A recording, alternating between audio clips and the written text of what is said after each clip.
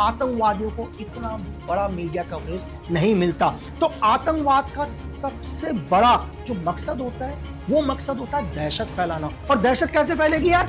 जब उस आतंकवादी हमले या उसके धमाके की खबर पूरे विश्व तक फैलेगी। इसलिए मैं आपसे कहता हूं कि आतंकवादियों के लिए जगह बहुत इंपॉर्टेंट होता है। जैसे बहुत सारे टीवी चैनल बोल रहे थे कि यार नहीं, ये धमाका तो गलती से हो गया, पैनिक में हो गया, वो नहीं करना चाह रहा था। चलो मेरा आप लोगों से सवाल, अगर उमर को धमाका नहीं करना होता, उस आतंकवादी को धमाका नहीं करना होता, वो क्यों दिल्ली के अंदर एंटर हुआ? पहली चीज, वो हाईवे पकड़ के बाहर भी जा सकता था। वो देश की राजधानी के अंदर एंटर होता और राजधानी के एंटर होने के बाद वो दिल्ली के सबसे सुरक्षित इलाका लाल किले के आसपास, जैसे मैंने आपको बताया, सारी सिक्योरिटी फोर्सेस वहां मौजूद है, वो वहां एंटर होता है और कम से कम 3 घंटे तक गाड़ी की पार्किंग में रहता है, नहीं भागता वहां से। क्यों? क्योंकि उसे पता था उसे धमाका करना है। और ये एक वो जगह, आप देखो इस जगह के बिल्कुल नजदीक में एक जैन मंदिर, थोड़ा सा आगे भगवान शिव का मंदिर, गुरुद्वारा, मस्जिद, सारे धर्मस्थल भी यहाँ पर है यार। हजारों लाखों लोगों की भीड़ इकट्ठी होती है यहाँ पर। एक ऐसी जगह को चुनना आतंकवाद के लिए जगह बहुत इंपॉर्टेंट थी। इस पूरे घटना से अंजाम दिया गया, कौन इसके पीछे थे, वो क्या चाहते थे, हम स्टेप बाय स्टेप समझेंगे। सबसे पहले क्या है कि जम्मू कश्मीर के अंदर 19 अक्टूबर को कुछ एक लोगों को अरेस्ट किया जाता है। क्यों? क्योंकि उससे एक दिन पहले पूरे JNK के अंदर जैश के पोस्टर लगाए थे और जैश के पोस्टर में एक ही धमकी दी गई थी, सिक्योरिटी फोर्सेस और पुलिस फोर्स के ऊपर हमला करने पर। तो जम्मू कश्मीर ने 8 आदमियों को अरेस्ट किया। उनमें से 8 में से कौन थे? 2 डॉक्टर थे। एक वही डॉक्टर जिसका नाम आप बार बार सुन रहे होंगे, मुजिबिल। जम्मू कश्मीर ने जब इन डॉक्टर्स से या बाकी लोगों से पूछताछ करी तो मुजिबुल ने बताया कि जो भी पोस्टर्स लगाए गए या जो भी हिंदुस्तान के अंदर एक बड़ी घटना होने वाली है उसके पीछे कौन है? जैश और दूसरा ऑर्गेनाइजेशन जिसका नाम है अंसार गजवत उल हिंद। यार ये क्या है? जैश का ही एक विंग है जो जम्मू कश्मीर के अंदर काम करता है। इसका सिर्फ एक ही मकसद है कि JNK को क्या इस्लामिक स्टेट बनाना। इसका जो फाउंडर था वो पहले हिजबुल के लिए काम करता था, जाकिर मूसा। 4-5 साल पहले सिक्योरिटी फोर्स ने उसको मार दिया, लेकिन आज भी ये विंग क्या कर रहा है? जैश के अंडर में काम करता है और लोगों को इस देश के खिलाफ भड़काना, जिहाद के लिए भड़काना, देश के अंदर आतंकवादी घटनाओं करना, ये सारा का सारा क्या इस ऑर्गेनाइजेशन का काम है। मुजिबिल के इशारे पर ही आप सबको पता है सहारनपुर से आदिल को अरेस्ट किया गया था 6 अक्टूबर को। ये भी एक डॉक्टर है यार, जैसे से मुजिबिल था, ये भी एक डॉक्टर है। आदिल के निशानदेही पर हरियाणा पुलिस, JNK पुलिस या UP पुलिस, दिल्ली की स्पेशल ब्रांच, फरीदाबाद के फतेहपुर में दुज विलेज के पास एक जगह छापा मारते हैं जहां आदिल पहले रहा करता था। वहां से लगभग 350 kg अमोनियम नाइट्रेट मिलता है और उसी के निशानदेही पर नजदीक से एक मौलवी को अरेस्ट किया जाता है, जिसके बाद 2400 kg अमोनियम नाइट्रेट, मतलब पूरा 2900 kg से लेकर 3000 kg अमोनियम नाइट्रेट को क्या किया जाता है? बरामद किया जाता है। और उसी रात को एक फीमेल डॉक्टर को, शाहीन को भी अरेस्ट किया जाता है। ये भी सेम एक डॉक्टर, और इस डॉक्टर की गाड़ी के अंदर AK-47 भी बरामद होती है। और AK-47 किसके पास मिली थी? आदिल के पास। एक दूसरी AK-47 किसकी मिलती है? शाहीन, डॉक्टर शाहीन के पास। इसके ऊपर भी हम चर्चा करेंगे कि क्यों AK-47 रखी गई थी। अब सबको अरेस्ट करने के बाद, पूछताछ के बाद हमारी सिक्योरिटी फोर्सेस को पता चल जाता है कि इनका एक चौथा साथी भी कौन है? उमर, जो अभी तक फरार चल रहा है। तो JNK police, Haryana police, Delhi police और देश की कई एजेंसीज उमर को ढूंढना शुरू कर दी। और जैसा मैंने आपको बताया कि उमर को भी हर चीज पता थी, क्योंकि वो JNK पुलिस का भी लगातार ट्वीट पढ़ रहा था, जहां JNK पुलिस ने अपने ट्वीट में मेंशन किया हुआ था कि तुम भाग सकते हो लेकिन छुप नहीं सकते, हम तुम तक पहुंच जाएंगे। और ऐसा नहीं है, यह है कि पैनिक होता है एक टेररिस्ट, क्योंकि उसको पता है यार मुझे मरना है, और वो पूरा का पूरा क्या करता है? सारे हाईवेज को क्रॉस करते हुए दिल्ली के अंदर एंटर करता है। 6:52 पर जैसे आपने सुना एक धमाका होता है जिसमें 12 लोगों की जान चली जाती है और 30 से ज्यादा घायल है। अब सवाल आता है कि क्यों अमोनियम नाइट्रेट का इस्तेमाल किया गया? मैं आपको समझाने की कोशिश करता हूं क्या है अमोनियम नाइट्रेट। दुनिया के अंदर यार 2 तरह के एक्सप्लोजिव होते हैं पूरी दुनिया में, तीसरा कुछ भी नहीं है। हम कमर्शियल को नहीं गिनेंगे, कमर्शियल वो होता है जैसे हम लोग जो दीपावली के पटाखे वगैरह इन चीजों में यूज होते हैं। तो 2 एक्सप्लोजिव के ऊपर आते हैं हम लोग, क्या कहता है हाई एक्सप्लोजिव, एक लो एक्सप्लोजिव। दुनिया का कोई भी हाई एक्सप्लोजिव, उदाहरण के लिए RDX TNT, PEK या कोई भी फॉरेन एक्सप्लोजिव हो, इनको धमाका करने के लिए क्या चाहिए होता है? डेटोनेटर चाहिए। बिना डेटोनेटर के दुनिया में परमाणु बॉम्ब भी नहीं फटेगा यार। तो दुनिया के अंदर किसी भी हाई एक्सप्लोजिव में धमाका करने के लिए क्या चाहिए? डेटोनेटर की जरूरत। लेकिन यहीं पर लो एक्सप्लोजिव, जैसे आप अमोनियम नाइट्रेट हो गए, और दुनिया में और भी बहुत सारे 10,000 तरह के केमिकल्स हैं जिनको हम लो एक्सप्लोजिव के अंदर गिनती करते हैं। यहाँ तक कि जो हम अपने घरों के अंदर LPG यूज करते हैं, ये भी एक लो एक्सप्लोजिव में आता है। जो CNG है वो भी एक लो एक्सप्लोजिव के अंदर आता है। तो लो एक्सप्लोजिव को धमाका करने के लिए किसी भी डेटोनेटर की जरूरत नहीं पड़ती यार। अब आप बोलोगे कि यार क्या कोई भी लो एक्सप्लोजिव ऐसे ही धमाका हो जाएगा? नहीं, यही चीज कि जिस तरह से मैंने आपको बताया कि उमर अपनी गाड़ी के अंदर लगभग 80 kg अमोनियम नाइट्रेट लेके लाल किले के सामने बैठा हुआ था ना यार, इस अमोनियम नाइट्रेट को धमाका करने के लिए डेटोनेटर की जरूरत नहीं चाहिए। मैं आपको थोड़ा सा समझाऊंगा बहुत इजी लैंग्वेज में। जैसे RDX को धमाका करने के लिए डेटोनेटर चाहिए, तो अमोनियम नाइट्रेट को या दुनिया के किसी भी लो एक्सप्लोजिव को धमाका करने के लिए डेटोनेटर नहीं चाहिए। लेकिन दुनिया का कोई भी लो एक्सप्लोजिव, चाहे वो अमोनियम नाइट्रेट ही क्यों ना हो, वो तब तक नहीं फटेगा, उसमें धमाका तब तक नहीं होगा जब तक वो दूसरे केमिकल के साथ रिएक्ट नहीं करेगा। कि जब तक दूसरा केमिकल इसके रिएक्शन में नहीं आएगा, इसके नजदीक नहीं आएगा।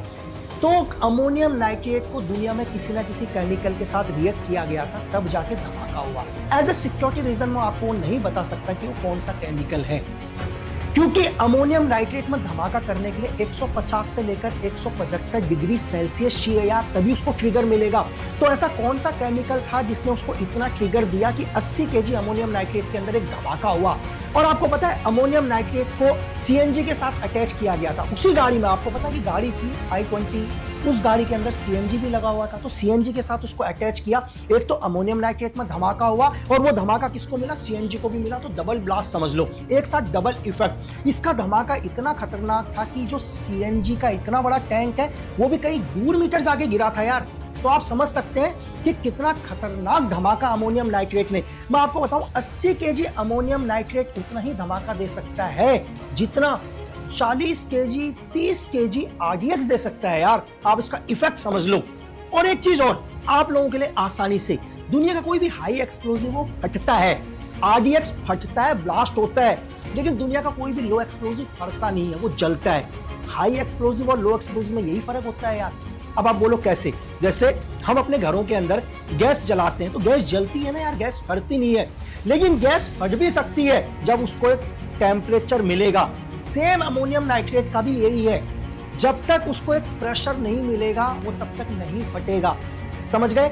आप एक एग्जांपल के लिए कि आपने क्या किया, कोई भी बारूद है, हम लोग दीपावली में क्या करते हैं, पटाखा जलाते हैं। अब नॉर्मल बारूद को खोल के डाल दो, आग लगाओ, बारूद जलेगा। लेकिन जब हम उसी बारूद को किसी के अंदर पैक कर देते हैं और बांध देते हैं, आग लगाते हैं, तो फटता है। सेम वही लो एक्सप्लोजिव होता है, दुनिया का कोई एक्सप्लोजिव जलता है, लेकिन जब हम उसको किसी चीज में पैक कर देंगे, टाइट कर देंगे और उसको एक प्रेशर देंगे, एक टेम्परेचर देंगे, तो ब्लास्ट होगा। यही आपके नॉलेज के लिए मैं लो एक्सप्लोजिव के बारे में बताना चाह रहा हूं। तो मैं आपसे यह कहना चाह रहा हूं कि कोई ना कोई ऐसा केमिकल और उस गाड़ी के अंदर था जिसको अमोनियम नाइट्रेट के साथ क्या किया गया था, रिएक्ट किया गया था, और दोनों को रिएक्शन के बाद एक धमाका हुआ। उस धमाके के बाद आप सबको पता है कि लाल किले के सामने क्या इफेक्ट। देश के अंदर बहुत सारे लोगों का सवाल कि इसके तार कहां से जुड़े थे। मैंने आपको बोला कि इसके तार पाकिस्तान के जैश के साथ, यानी कि मौलाना मसूद अजहर, ISI के साथ, इनका जो हैंडलर बैठा हुआ था तुर्की के अंदर बैठा हुआ था, क्योंकि ये डॉक्टर जो आदिल,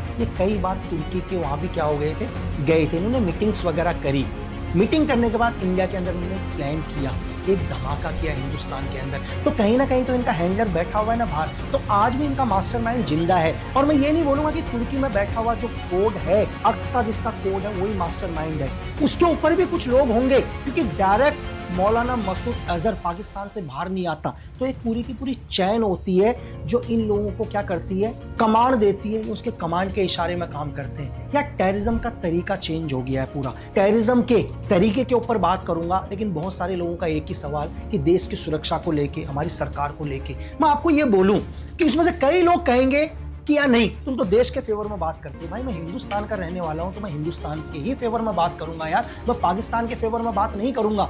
जब ये धमाका हुआ, आपको पता है धमाके के कुछ ही मिनट के बाद हमारे देश के गृह मंत्री ब्लास्ट सीन में मौजूद थे। इसका मतलब आप समझते हैं, आप सोचो कि एक धमाका हो गया इतनी जल्दी, बहुत बड़ा इलाका है यार चांदनी चौक का। हो सकता आतंकवादियों ने दूसरा डिवाइस भी लगाया हो, कोई दूसरा बॉम्ब भी वहां प्लान किया हो।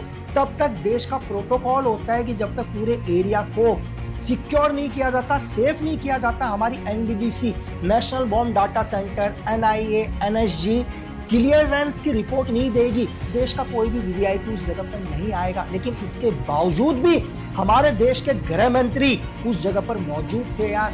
सिर्फ किस लिए? इस देश को यह बताने के लिए कि ये देश आपके साथ है, जिस जगह पर एक आम आदमी भी जाने से डरेगा, क्योंकि अभी अभी एक धमाका हुआ है, दूसरा भी हो सकता है। देश के गृह मंत्री वहां पर मौजूद है। अब आते हैं टेररिज्म का। कैसे टेररिज्म ने नया तरीका क्या कर लिया? या टेररिज्म पहले क्या करता था? अनपढ़ लोगों को, जो लोग पढ़े लिखे नहीं होते थे, उन लोगों को क्या करता था? अपनी ऑर्गेनाइजेशन में डालेगा, उनसे अटैक कराएगा, उनसे धमाके कराएगा। लेकिन उसने कहा नहीं, जिस तरह आप लोग अपग्रेड होते हो ना यार, आईफोन पहले 10 लिया, 11, आज 17 में आ गए, तो आतंकवाद ने भी अपना तरीका चेंज कर दिया यार। उन्होंने पता है क्या बोला? उन्होंने बोला कि यार देश के बॉर्डर सिक्योर हैं, देश के अंदर हाई एक्सप्लोजिव नहीं आ सकता। हम एक काम करते हैं, ऐसे आदमी को चुनते हैं जो देश के अंदर से केमिकल लाकर, लो एक्सप्लोजिव को लाकर उसी से धमाका कर दे।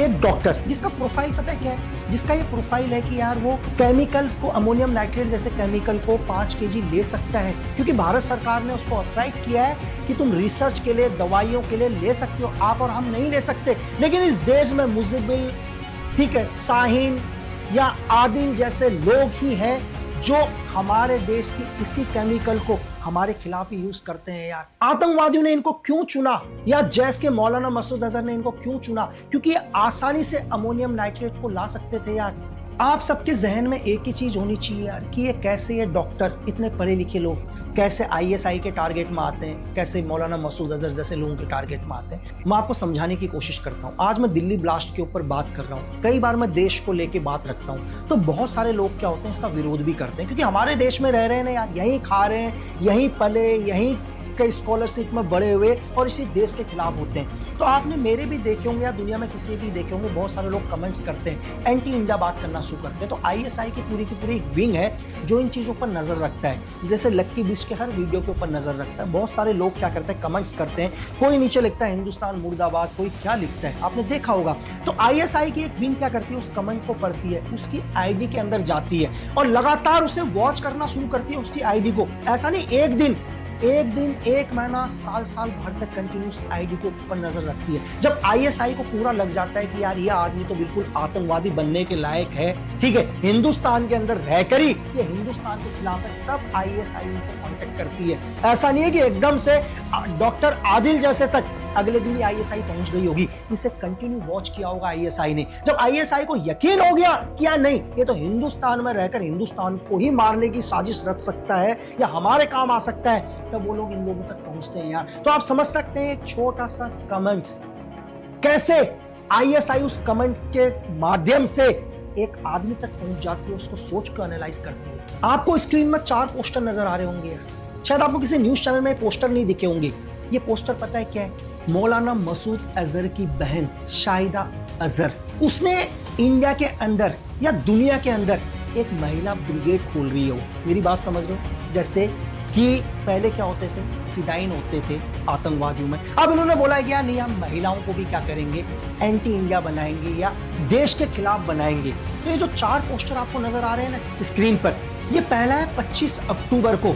ये पोस्टर पूरे पाकिस्तान के अंदर सर्कुलेट कराए गए थे, जिसमें ऑनलाइन क्लासेस चलाई गई थी महिलाओं के लिए कि कैसे उन्हें तैयार किया जाए, कैसे उन्हें आतंक के रास्ते में डाला जाए। आप पहला पोस्टर देख सकते हैं। दूसरा 27 अक्टूबर को, 2 दिन के बाद फिर उन्होंने क्या किया, आपको पोस्टर नजर आ रहा है, सेम दोबारा इन्होंने लाहौर के अंदर बहुत सारी महिलाओं को क्या किया, इकट्ठा किया, बुलाया, सेम दोबारा धर्म के नाम पर जिहाद के लिए, आतंकवाद के लिए उकसाना, ये दोबारा इनकी क्लासेस चलाई गई थी। तीसरा पोस्टर आपको नजर आ रहा होगा 6 नवंबर को, उसी दिन जिस दिन आदिल को अरेस्ट किया गया था।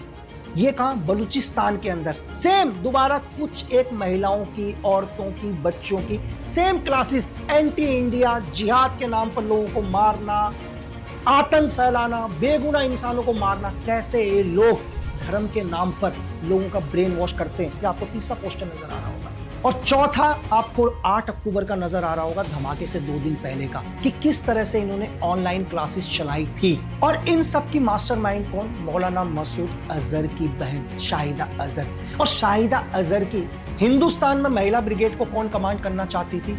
शाहीन, डॉक्टर शाहीन। एक क्वेश्चन, डॉक्टर शाहीन की गाड़ी में AK-47 में मिली, आदिल के पास भी AK-47 मिली। बहुत सारे लोग कह रहे होंगे यार कि AK-47, इसका मतलब जो मेरा तजुर्बा है, ये मेरा व्यक्तिगत विचार है, मेरी व्यक्तिगत अनुभव है, अगर उन्होंने AK-47 रखी है ना फीमेल डॉक्टर शाहीन ने, तो इसका मतलब उसको चलाना आता है। यार अगर मैं आपके हाथ में AK-47 दे दूं, आपके तो डंडा है ना यार, आपको पता ही नहीं है कहां से मैगजीन भरेंगे, कैसे कॉक होगा, कैसे सेफ्टी केज को R से S से या A में करेंगे, आपको कुछ भी नहीं पता, तो आपके लिए तो एक लकड़ी का डंडा है। तो इसका मतलब शाहीन के पास अगर AK-47 थी तो दुनिया के किसी ना किसी जगह पर तो उसने AK-47 चलाने की प्रैक्टिस करी थी ना यार, तभी उसको भरोसा है कि भविष्य में मैं AK-47 को चला सकती हूँ। तो इसका मतलब इसने हथियारों की ट्रेनिंग ली, जिस तरह से शाहीन ने हथियार की ट्रेनिंग ली है ना दुनिया के किसी ना किसी कोने में, उसी तरह से डॉक्टर उमर हो या डॉक्टर आदिल हो, मुजिबिल हो, इन सभी लोगों ने आईडी बनाने की ट्रेनिंग ली है। बिल्कुल इनको ट्रेन किया गया था, तभी तो दिल्ली जैसे इलाके के अंदर एक इतना बड़ा धमाका हुआ। मैं सिर्फ आपसे एक ही चीज कहना चाह रहा हूं कि आज क्या है, टेररिज्म ने इनका थोड़ा सा तरीका सुन लेना। पहले ये लोग क्या करते थे, JNK के अंदर लड़कों को लेके जाते थे, ट्रेन करते थे, आतंकवाद में डाल लेते थे। उससे सिक्योरिटी फोर्सेस को, हमारी एजेंसीज को पता चल जाता है कि यार ये लड़का तो क्या हो गया, रिक्रूट कर लिया, जैसे मोहम्मद ने, LET ने या हिजबुल ने, ये लोग रिक्रूट हो चुके हैं, ये हमारी नजर में आते थे। लेकिन टेररिज्म ने बोल दिया नहीं, अब आप क्या करोगे, हम आपको ट्रेन करेंगे, आप हमारे लिए काम करोगे, लेकिन आप एक स्लीपर मूड पर काम करोगे। मेरी बात समझे, ये काम आतंकवाद के लिए कर रहे हैं, लेकिन ये आप और हमारे बीच में ही रहते हैं। ये तरीका चेंज हो चुका है। पहले क्या था, सीधे आदमी AK-47 उठाता था, सिक्योरिटी फोर्सेस के खिलाफ खड़ा हो जाता, लेकिन नहीं, अभी पूरे ट्रेंड है और आप और हमारे बीच में ही रह रहे हैं। तो मैं सिर्फ आपसे ये चीज कह रहा हूं कि और भी ऐसे लोग हो सकते हैं जो हमारे देश के अंदर ही रहते हैं, यहीं खाते हैं और हमें ही नुकसान पहुंचाने की कोशिश करते हैं। तो आप हमेशा अवेयर रहें। कभी भी आपको ऐसा लगता है कि किसी आदमी के रूटीन चेंज हो रहा है, उसका बात करने का तरीका चेंज हो चुका है, उसका नजरिया चेंज हो चुका है, उसके दिल में नफरत है देश को लेके, एक अच्छे हिंदुस्तानी होने के नाते, एक देशभक्त होने के नाते आपका फर्ज बनता है कि देश की सिक्योरिटी फोर्सेस को बताओ, ताकि आपका एक छोटा सा कॉल इस देश के अंदर हजारों मासूम लोगों की जान बचा सकता है। और वीडियो खत्म करते समय लास्ट में एक छोटा सा मैसेज, ये दुनिया के लिए है। शायद आपने माननीय नरेंद्र मोदी जी का एक छोटा सा वीडियो क्लिप सुना होगा, उसमें उन्होंने बोला कि जो भी दिल्ली धमाके के पीछे हैं, जो भी इस आत्मघाती हमले के पीछे हैं, उनको नहीं बख्शा जाएगा। और 2014 के बाद शायद बहुत कम लोगों ने गौर किया होगा कि आज से पहले माननीय नरेंद्र मोदी जी जब भी बोलते थे, कहते थे हमारी सुरक्षा बल, हमारी फौज इसका बदला लेगी। पहली बार इस स्टेटमेंट को सुनना, उन्होंने बोला कि हमारी एजेंसीज इसका बदला लेंगी। हमारी एजेंसियां इस षड्यंत्र की तह तक जाएगी।